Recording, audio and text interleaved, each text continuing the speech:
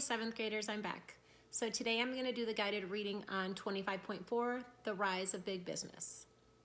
When Andrew Carnegie opened his first factory in 1865, most businesses were still owned by one person or a few partners. Because the owner's funds were limited, businesses were small.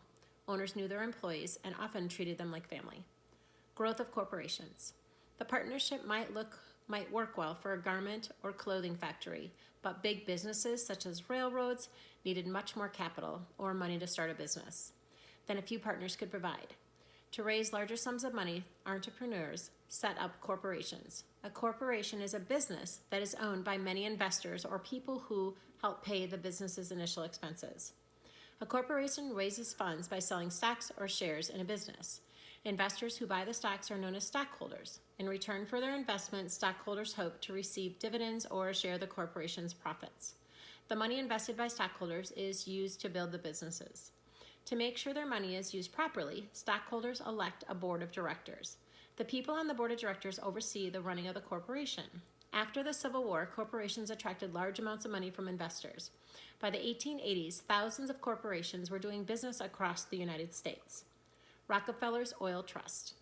A giant in the oil business, John D. Rockefeller, introduced another form of business organization, the trust. The trust is a group of corporations run by a single board of directors. Rockefeller invested in his first oil refinery in 1862 at the age of 23. At that time, petroleum, or oil found underground, was becoming a valuable resource.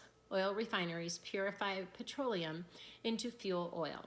During the 19th century, oil was used to light homes, cook food, and run engines and generators. Before long, many small refineries were competing fiercely in the oil business.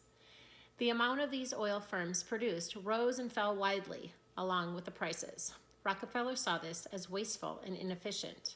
To reduce competition, he did everything he could to drive his rivals out of business.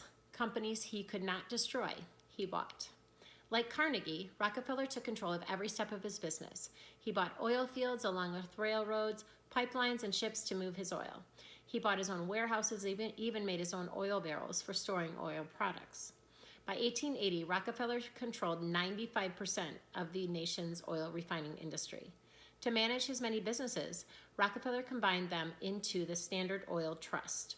The trust made the oil industry more efficient than ever before, but as a monopoly, the trust had power to control oil prices. This worried people who depended on oil in their homes and businesses. Rockefeller's example, entrepreneurs created trusts in other businesses such as railroads, meatpacking, sugar, whiskey, and tobacco. The business leaders who controlled these huge trusts became fabulously wealthy. Because most had made their fortunes by crushing their competitors, critics called them robber barons. The evils of trust, the growth of trust alarmed many people. They saw these monopolies as a threat to the free enterprise system.